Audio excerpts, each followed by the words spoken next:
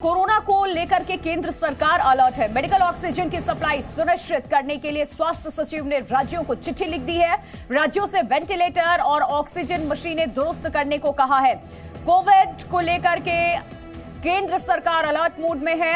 लगातार पहले बैठकें हुई हैं और अब मेडिकल ऑक्सीजन की सप्लाई सुनिश्चित करने के लिए स्वास्थ्य सचिव ने राज्यों को चिट्ठी लिख दी है कि आप ये सुनिश्चित करें कि आपके राज्य में मेडिकल ऑक्सीजन की सप्लाई प्रॉपर हो, इसकी कोई कमी ना हो। अगर ऐसी सिचुएशन आती है, मामले बढ़ते हैं, तो आप लोगों को सही तरीके से ट्रीटमेंट दे पाए, ऑक्सीजन की उन्हें कोई कमी ना हो। इसके लिए बाकायदा चिट्ठी लिखी गई है स्वास्थ्य सचिव की तरफ से राज्यों को। राज्यों से वेंटिलेटर और ऑक्सीजन मशीनें दुरुस्त करने को कहा गया है। यानी कि आप इन दोनों चीज को, चाहे हॉस्पिटल में बेड्स हो, वेंटिलेटर वहां दुरुस्त होने चाहिए, आपके ऑक्सीजन मशीनें आपकी दुरुस्त होनी चाहिए, पर्याप्त मात्रा में बैकअप। ये जूस और आइसक्रीम शॉप चलाते हैं और हर महीने 3 लाख तक कमाते हैं। आपको शुरू करना है, इनसे सीखना है, तो फ्रीडम ऐप को अभी डाउनलोड कीजिए। हो आपके पास इन सारी चीजों को ध्यान में रख करके ये चिट्ठी लिखी गई है। कोरोना को लेकर के केंद्र सरकार अलर्ट है। ऑक्सीजन सप्लाई सुनिश्चित करने के लिए कहा गया है,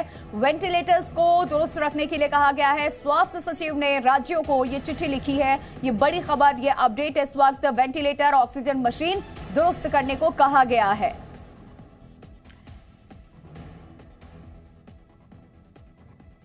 तो कोरोना को लेकर के केंद्र सरकार अलर्ट है। पहले लगातार मीटिंग भी हुई, बैठकें हुई हैं और तमाम राज्यों के स्वास्थ्य मंत्रियों के साथ केंद्रीय स्वास्थ्य मंत्री की बैठक हुई थी और उस बैठक में हर राज्य की तरफ से पूरी जानकारी दी गई थी कि क्या बैकअप है, ऑक्सीजन की क्या व्यवस्था है, आपके पास वेंटिलेटर्स कितने हैं, हॉस्पिटल में बेड्स कितने अवेलेबल हैं। और पिछली बार हमने देखा था कि ऑक्सीजन को लेकर के त्राहिमाम हर तरफ, तो ऐसी स्थिति वापस ना हो दोबारा, इसको ध्यान में रखने के लिए कहा गया है। ऑक्सीजन सप्लाई सुनिश्चित करने को कहा गया है, वेंटिलेटर्स दुरुस्त करने के लिए कहा गया है और वेंटिलेटर, ऑक्सीजन मशीन दुरुस्त करने के लिए कहा गया है। फिलहाल ये खबर हम तक पहुंच पा रही है। कोरोना को लेकर के केंद्र सरकार अलर्ट है लगातार।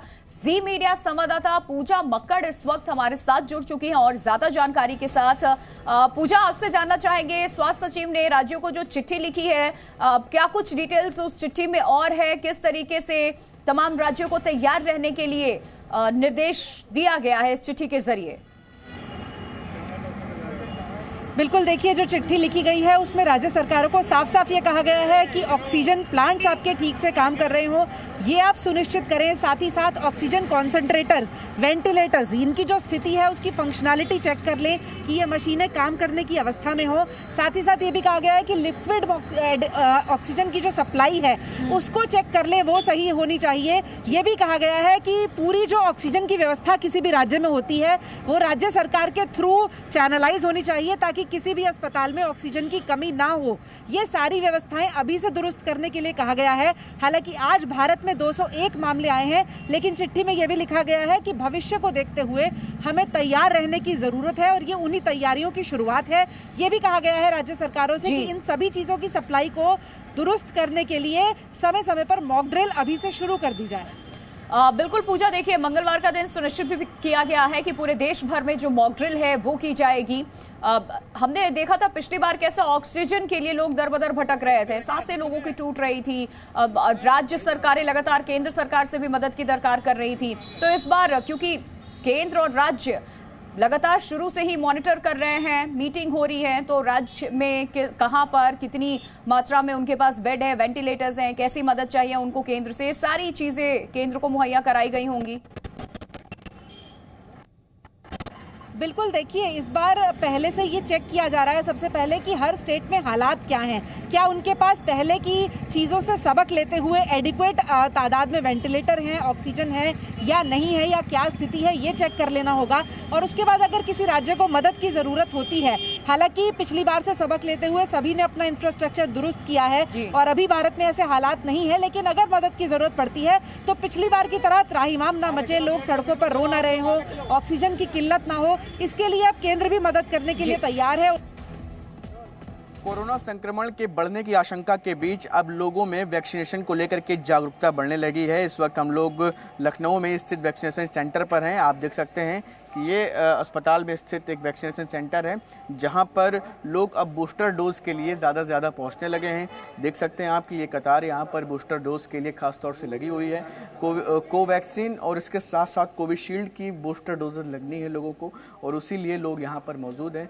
जैसा कि बीते दिनों भी स्वास्थ्य विभाग पूरी तरह से अलर्ट था, और उसके बाद अब लोगों को जागरूक करने के लिए ये भी कहा गया है कि लोग ज़्यादा से ज़्यादा जो बूस्टर डोज है उसको लगवा लें, जिससे कि जो कोरोना का संक्रमण है उनके ऊपर प्रभावी रूप से असर ना करने पाए। इसको लेकर के विशेषज्ञ की तरफ से भी कहा गया था।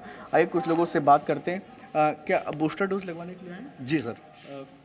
खास तौर से बताया गया है कि बूस्टर डोज इनको लगेगा, कोरोना का प्रभाव उन पर कम होगा। जी सर, बताया गया। आपको पहली और दूसरी लग गई है? लग गई सर। अच्छा, घर में सभी लोग को लग गया है? हाँ, अभी हमको तो बूस्टर जोड़ लगेगा, वाइफ को भी कल लगवाएंगे। मास्क नहीं लगाया आपने? मास्क भी लगाइए, है ना। बूस्टर डोज लगवाने के लिए आए हैं? हाँ। अच्छा, बाकी दोनों डोज लग गया है? हाँ, ऑलरेडी लग गया। सभी लोग को भी लगवा दिया? हाँ, मेरा बेटा भी है बस। अच्छा, बिल्कुल आप देख सकते हैं कि अब बूस्टर डोज को लेकर के भी लोगों में जागरूकता बढ़ी है, क्योंकि संक्रमण के बढ़ने की आशंकाएं हैं। ऐसे में लोग अब वैक्सीनेशन सेंटर पर पहुंच के अपना बूस्टर डोज भी ले रहे हैं। ये जूस और आइसक्रीम शॉप चलाते हैं और हर महीने 3 लाख तक कमाते हैं। आपको शुरू करना है, इनसे सीखना है, तो फ्रीडम ऐप को अभी डाउनलोड कीजिए।